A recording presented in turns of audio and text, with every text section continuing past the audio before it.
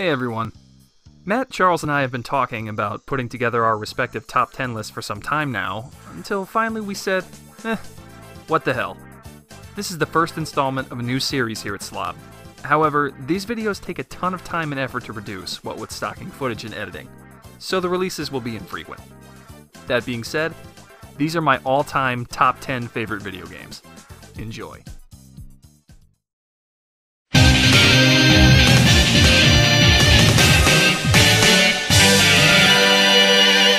Number 10. When I first got this game in my possession, I was actually on my way to a family function, so I decided to only play the first 15 minutes and then leave, just to get a feel for the game. Following those ball-shattering 15 minutes, I promptly shut the game off without saving, determined to play that amazing experience again when I could give it the time it deserved. God of War 3 is a perfect example of a proper sequel. Everything from the previous installment has been improved upon. Switching between the different weapons feels seamless and can be done on the fly so as not to interrupt combat flow. The levels are grandiose and in some cases dwarf entire sections from the previous games. The puzzle designs are inventive without being too frustrating. And the final battle with Zeus is a multi-tiered slugfest that ends with one of the most brutal deaths I've ever seen in a video game. God of War 3 is easily one of the best character action games available, and a fitting send-off for the PlayStation's most badass hero.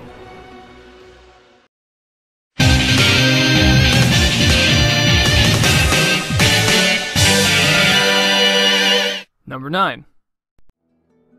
Immersion is one of the most important concepts in any video game. Only by making a player feel as though they've become a part of the game's world can a game transcend being a game and become an experience. That being said, no game has ever engrossed me quite as much as The Last of Us.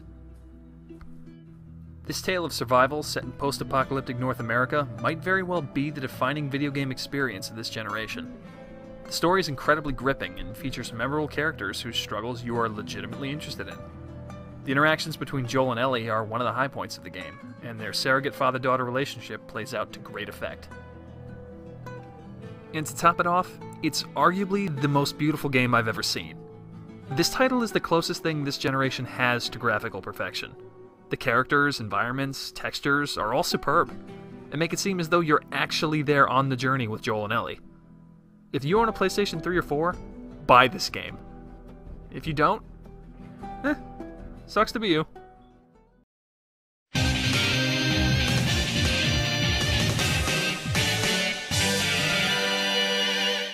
Number 8.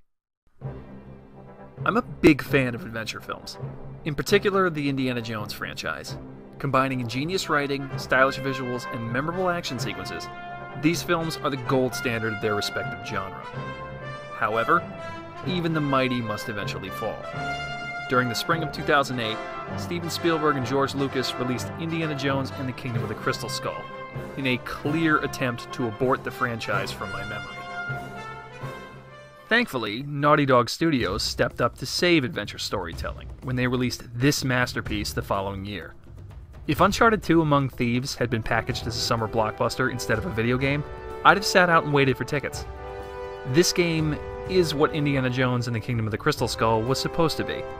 An immersive story set in exotic locales, filled with likable characters and fun over-the-top action sequences that you will watch, or in this case play, again and again. I think I speak for fans of the franchise everywhere when I say, fuck Mutt Williams. Nathan Drake is the only true successor to Indiana Jones.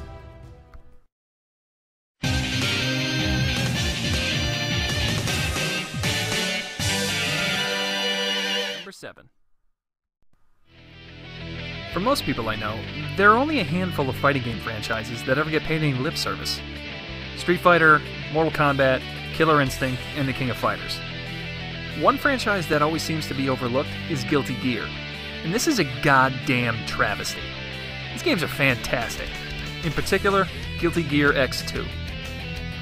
This game features original and beautifully animated 2D sprites in an awesome arcade fighter, complete with super combos, instant kill moves, and unique weaponry, all laid out over an awesome heavy metal soundtrack. Seriously, just listen to that.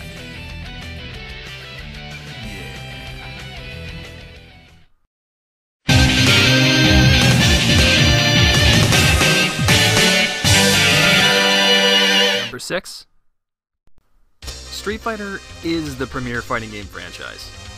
This is practically common knowledge at this point. It's basically responsible for popularizing competitive play, and has spawned a veritable legion of sequels and variations. Everyone's played one of these games at some point, and Street Fighter Alpha 3 is my personal favorite version. The game gave players the choice between 3 different systems as a way of changing up gameplay.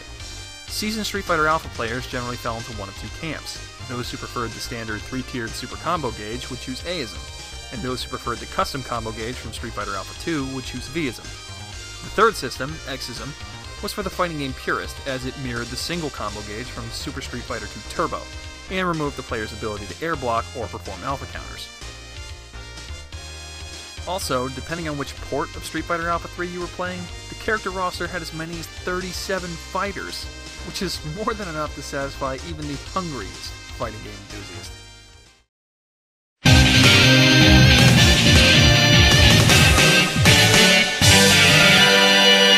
Number 5. Video game sequels and fans' receptions can be funny sometimes. Fans demand follow-ups to the titles they love, but that often puts developers into difficult positions when designing sequels. Not enough new content and players are left unsatisfied. Too much and they'll complain it's too different from the first game. That being said, it's rare to see a sequel deviate radically from the tone of its predecessor and still be well received. Such was the case with Jak 2. Unlike the first game's funny and lighthearted tone, Jak 2 is dark and gritty. Upon arrival to the dystopian future, Jak is captured and experimented on for 2 years before Daxter manages to spring him from prison. Jak's time in captivity has left him with serious anger issues, introducing a transformation mechanic called Dark Jak, which players can then use throughout the game. While the series is, by and large, a platformer, combat was tweaked significantly this time around thanks to the introduction of the Morph Gun, a firearm that Jak uses to fend off enemies in and out of Haven City, the game's hub world, which features some Grand Theft Auto-inspired mechanics. Throw in an engaging story, and you've got a sequel that dares to be different, but still carries on the tradition of the first installment.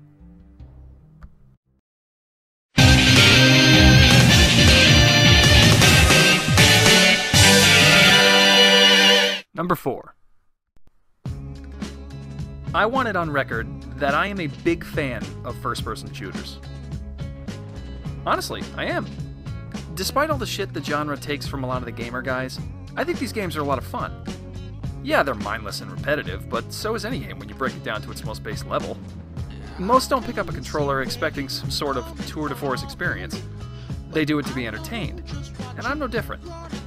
That being said, Borderlands 2 might just be the most fun first-person shooter I've ever played. The game is more or less an open world, loosely tied together by a veritable ton of missions, both central and optional. It features an insane array of equipment and an RPG-style leveling system, giving players some variation on how they would prefer to approach objectives. Favor hanging damage on enemies over distance? Build a sniper. Rather get in there and mix it up? Put all your XP into your melee stats and go wild. And with the ability to respec your character's skills at leisure, the possibilities are pretty much endless. Also, the Game of the Year edition is quite possibly the best bang for your buck out there. Seriously, there's like over $100 worth of bonus DLC content thrown in with the complete game. So do yourself a favor and pick this one up.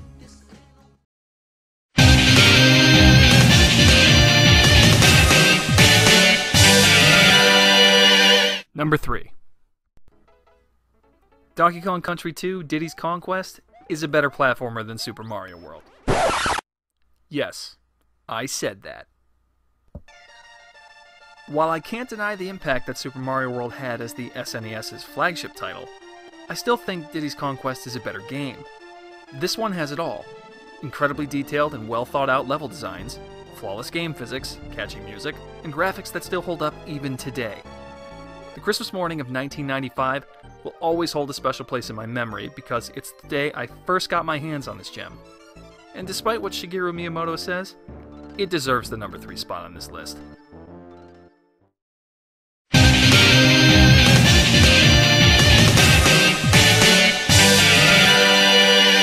Number 2. Despite holding the number 2 spot on my greatest of all time list, this entry is going to be short. as there's not a whole lot more that can be said about this game. Mega Man X is the perfect sequel. Period. Period, the end. It combines the tight controls and level designs you've come to expect from the original Mega Man games, with all of the additions found in a proper sequel. Improved graphics, new and interesting play mechanics, challenging enemies, and even a few Easter eggs to boot. Seriously, if you haven't already, play this one. End communication.